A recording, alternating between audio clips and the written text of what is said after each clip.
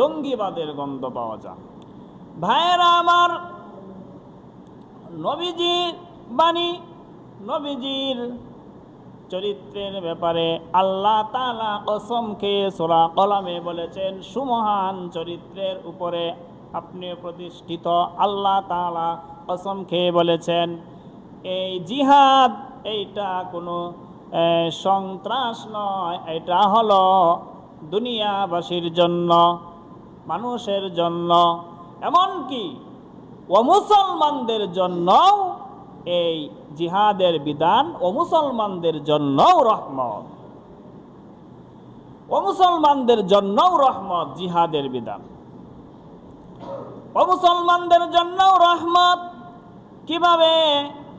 মনে করেন আল্লাহ রাব্বুল আলামিন এই জিহাদের বিধান দিয়েছেন, বলা যদি জিহাদের বিধান না থাকে, কিছু রোগ আছে আপনার, মনে করেন হাতের মধ্যে হলো, পায়ের মধ্যে হলো, শরীরের যে কোনো অঙ্গে একটা এরকম রোগও আছে যে এই রোগ ভালো হচ্ছে না, কোনোভাবেই ভালো হচ্ছে না, বরং আস্তে আস্তে রোগ আরও বাড়তেছে, আস্তে আস্তে পচন বাড়তেছে, ভালো হওয়ার কোনো নাই, আস্তে আস্তে পায়ের মধ্যে হচ্ছে, উপরের দিকে উঠতেছে। ডাক্তার পরামর্শ দিল এই পা কেটে ফেলে দিতে হবে।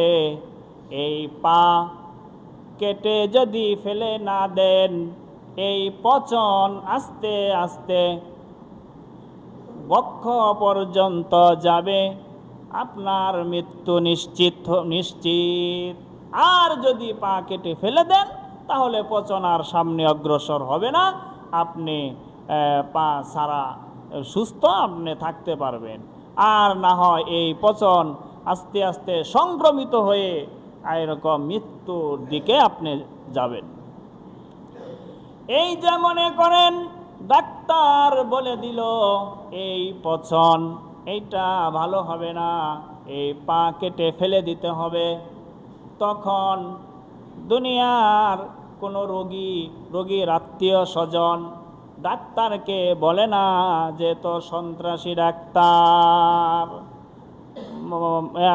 দয়া মায়াহীন, নির্দয়, নির্মম, নিষ্ঠুর ডাক্তার, এটা কেউ বলে না।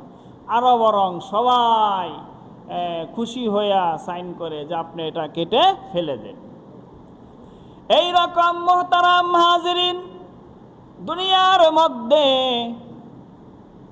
আল্লাহ তাআলার বিধান হলো, ইসলামের বিধান হলো, যদি কোনো ইহুদি, খ্রিস্টান, বৌদ্ধ, হিন্দু তারা মুসলমানদেরকে ধ্বংস করে দেওয়ার ষড়যন্ত্র করে, মুসলমানদেরকে শেষ করে দেওয়ার ষড়যন্ত্র করে, তাহলে ইসলামের বিধান হলো তাদেরকে বলা হবে যে মুসলমান হয়ে যাও।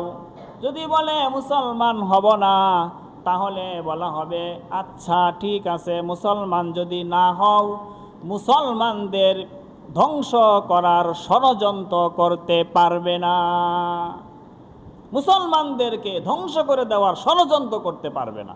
অর্থাৎ তোমরা নিজেরা ইহুদি, তোমরা নিজেরা থাকো, কিন্তু মুসলমানদেরকে ইহুদি বানিয়ে মুসলমানদেরকে জমিন থেকে মুছে ফেলবে, এই রকম কোনো ষড়যন্ত্র করতে পারবে না।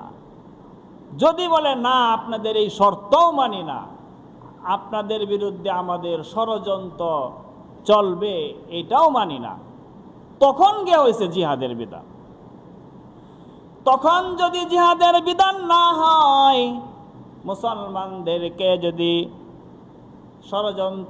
মুসলমানদের বিরুদ্ধে ষড়যন্ত্র করে মুসলমানদেরকে ধ্বংস করার ষড়যন্ত্রে যদি লিপ্ত হয়, ভাইরা আমার, এক পর্যায়ে পুরা পৃথিবীতে যদি মুসলমান শূন্য হয়ে যায়, মুসলমান যদি সারা পৃথিবীতে না থাকে, শুধু অমুসলিম আল্লাহর দুশমনরাই থাকে, তখন আল্লাহ রাব্বুল আলামিন এই দুনিয়া আর টিকিয়ে রাখবেন না।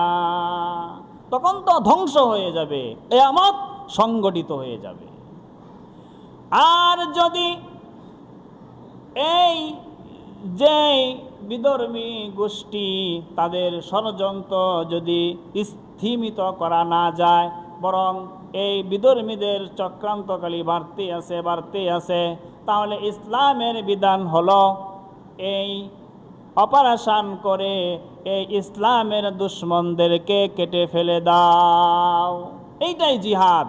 তাহলে সন্ত্রাস বন্ধ হবে, সারা পৃথিবী ঠিক থাকবে, কিয়ামত হবে না, ধ্বংস হবে না, নৈরাজ্য পৃথিবীতে সৃষ্টি হবে না, সব কিছু স্বাভাবিক নিরাপত্তার সাথে বসবাস করতে পারবে। তো এই জন্য মুহতারাম হাজিরিন বলতেছিলাম, একজন রোগী তার পা কেটে ফেলার জন্য, বাকি শরীর সুস্থ থাকার জন্য যেরকম পা কেটে ফেলে দেওয়া ভালো, সবাই বলে ভালো, এই রকম কোনো ইসলামের দুশমন তাদের অপারেশন করে সরিয়ে দেওয়া, এইটা পৃথিবী সুস্থ সাধারণ স্বাভাবিক থাকার জন্য এটা এরকম উপকারী। না হলে পুরা পৃথিবী অশান্তি এবং জাহান্নাম হয়ে যাবে।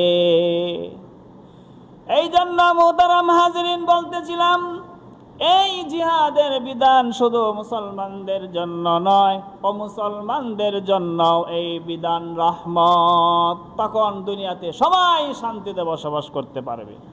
বলতেছিলাম, আসওয়াদ রাখাল বলল, ইয়া রাসূলুল্লাহি, আমি জিহাদে শরীক হয়ে গেলেন। সব শেষে মুসলমানরা বিজয় হলো, সাহাবীরা দেখলেন কে কোথায়। এক পর্যায়ে দেখা গেল আসওয়াদ রাদিয়াল্লাহু তাআলা আনহুর লাশটা পড়ে রয়েছে। সাহাবীরা কেউ চিনতেছেন না, উনি তো আমাদের সাথী, কেউ চিনতেছে না, কারণ সবেমাত্র মুসলমান হয়েছে আর শহীদ হয়ে গেছে। অন্য সাহাবায়ে কেরাম চিনতেছেন না। নবীজি দেখলেন অনেক মানুষের ভিড়। নবীজি বললেন, এখানে কি হয়েছে? সাহাবীরা বললেন, ইয়া রাসূলুল্লাহি, একটা লাশ পড়ে আছে। শত্রুদের যদি লাশ হইতো, শত্রুরা তো নিয়ে যেত, আবার আমরাও কেউ চিনতেছি না আমাদের সাথী। নবীজি গিয়া দেখলেন আসওয়াদ রাদিয়াল্লাহু তাআলা আনহু শহীদ হয়ে পড়ে রয়েছে।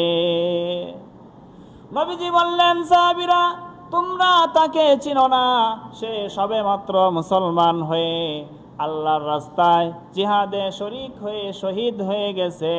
আল্লাহ তাআলার জান্নাত তার জন্য সুসজ্জিত করা হচ্ছে, আমি দেখতে পাচ্ছি। সুবহানাল্লাহ। এই যে ভাইরা আমার, লা ইলাহা ইল্লাল্লাহ বলে জিহাদে শরীক হয়ে গেল আর জান্নাতি হয়ে গেল। এই লা ইলাহা ইল্লাল্লাহু মুহাম্মাদুর রাসূলুল্লাহ, এই কালেমা, এটা ঈমানের কালিমা। এই ঈমানের কালিমা আমরা সবাই পড়েছি, কিন্তু ভাইরা আমার, এই ঈমানের কালিমা, এটার সুফল, এটার ফলাফল, সুফল পাওয়ার জন্য আমাদের এটার দাবি অনুযায়ী আমাদের চলতে হবে। মনে করেন একটা ফ্রিজের থ্রি পিন কি বলে, ফ্রিজের যে মনে করেন বিদ্যুতের লাইনের মধ্যে দেয়, এটা 3টা ইয়া থাকে। মনে করেন একটা ইয়া বাঁকা করে আর 2টা বিদ্যুতের লাইনের মধ্যে দেওয়া হলো, কোনো লাইন আসবে, বিদ্যুতের লাইন সংযোগ হবে? কি বলেন, হবে? হবে না। 3টা পিন থাকে চক্রে, এই 3টাই যদি সংযোগ দেওয়া হয় তাহলে লাইন চলে আসবে, বিদ্যুতের সংযোগ হয়ে যাবে, ফলাফল পাওয়া যাবে। আর যদি 2টা দেওয়া হলো, 1টা দেওয়া হলো না, তাহলে এরকমভাবে কোনো ফলাফল পাওয়া যাবে না। বন্ধুরা আমার, ইমানের কালিমা লা ইলাহা ইল্লাল্লাহ আমরা পড়েছি, বিশ্বাস করেছি, অন্তরে ধারণ করেছি। এর তিনটা জায়গায় এই ইমানের সংযোগ আরো দুইটা জায়গায় দিতে হবে, তাহলে পুরাপুরি সুফল পাওয়া যাবে। ইমানের যদি একটাকে বাদ দেই তাহলে এর সুফল পাওয়া যাবে না। আপনারা দেখছেন যে ব্যাটারির মধ্যে দুইটা সংযোগ দেওয়া হলে সেখানে ব্যাটারি থেকে বিদ্যুৎ সাপ্লাই হয়। আর যদি দুইটা না দিয়ে একটা দেওয়া হয় তাহলে কি বাতি জ্বলবে, ফ্যান ঘুরবে? তো এইরকম ইমানের শাখাগুলো সংযোগ দিতে হবে। একটা হলো ইমান আনার পরে মুখ দিয়া স্বীকার করা, জবান দিয়া স্বীকার করা। আর দুই নাম্বার দুই নাম্বার হলো যে আমল বিল আরকান, আমল করা, যে বিধিবিধানগুলো আছে আমল করা। এই আমল করা একটা হলো অন্তর দিয়ে বিশ্বাস করা, দুই নাম্বার হলো মুখে স্বীকার করা, ঘোষণা দেওয়া, আর তিন নাম্বার হলো আমল করা। এখন শুধু অন্তর দিয়ে স্বীকার করলাম, কলব দিয়ে বিশ্বাস করলাম, মুখে বললাম না, তাও হবে না। আবার অন্তর দিয়ে বিশ্বাস করলাম, মুখেও বললাম, আমলও করলাম না, তাহলেও এটা সংযোগ পুরাপুরি হইল না, উপকারিতা পাওয়া যাবে না। এই জন্য মোহতারাম হাজিরিন, তিন জিনিসের নাম হইল ইমান। একটা হলো অন্তর দিয়ে বিশ্বাস করা, অন্তর দিয়ে বিশ্বাস করা। দুই নাম্বার হলো জবান দিয়ে ঘোষণা দেওয়া। তিন নাম্বার হলো আমল করা, যে বিধিবিধানগুলো আছে আমল করা। এটাকে বলে তাসদিক বিল জিনান, ইকরার বিল লিসান, আমল বিল আরকান। আরবিতে বলে তিনটা শব্দ, বাংলাতে হলো অন্তর দিয়ে বিশ্বাস করা, মুখ দিয়া ঘোষণা দেওয়া, আর আমলগুলো করা। এই তিনটা বিষয়ের নাম হলো ইমান। এই